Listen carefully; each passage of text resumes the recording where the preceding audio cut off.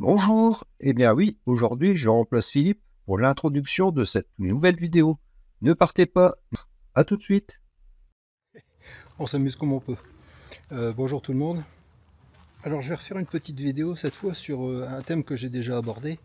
C'est au sujet du filtre caché que je vous avais montré, je vais retourner vers mon fourgon, que je vous avais montré sur, je sais plus, je peux plus tellement vous dire, enfin j'ai déjà fait une vidéo et j'ai eu beaucoup de questions.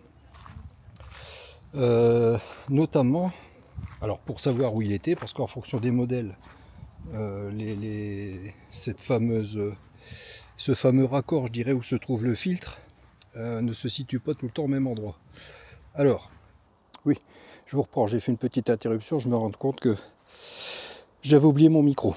Oui, donc, au niveau du fameux filtre caché, c'est celui donc qui se trouve à la cassette des toilettes, parce qu'en fait, nombreux sont ceux qui m'ont dit que quelquefois, ils ont failli soit changer l'électrovanne, soit carrément changer leur pompe à eau, parce qu'ils n'avaient plus de pression dans les toilettes, et bon, ça aurait fait des frais totalement inutiles, à moins que vraiment le problème se situe là. Mais dans la plupart des cas, je leur ai dit, écoutez, essayez déjà d'aller voir le filtre dont je vous ai parlé, et vous me direz ensuite si vous avez résolu le problème ou pas. Et quasiment dans 100% des cas, en fait, ce petit filtre-là, qui est vraiment micro-perforé, si jamais il y a quelques cochonneries qui traînaient dans votre réservoir à eau propre, ou je dirais des dépôts qui se sont formés dans les tuyaux, et bien quand ça s'accumule à cet endroit-là, effectivement le filtre fait son office de filtre, hein. C'est pour ça qu'il est conçu. Seulement vous n'avez plus de pression dans la chasse d'eau des toilettes. Alors pour le nettoyer, dans la majorité des cas, voilà où il se situe. Alors vous voyez, en ce qui me concerne, c'est ici, au bout de mon doigt. Là vous avez une petite bague en plastique. Donc pour la desserrer à la main, évidemment, c'est pas très facile.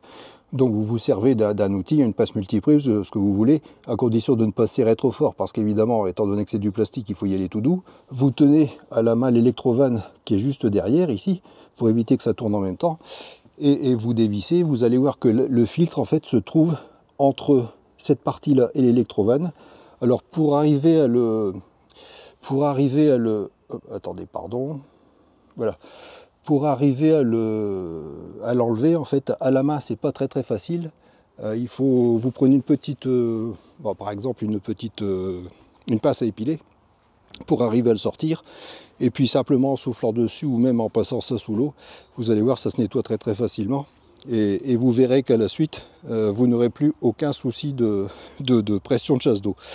Dans les questions qui m'ont été posées également, c'était de savoir, ah oui, si il fallait vidanger le circuit d'eau. Alors non, pas besoin de vidanger.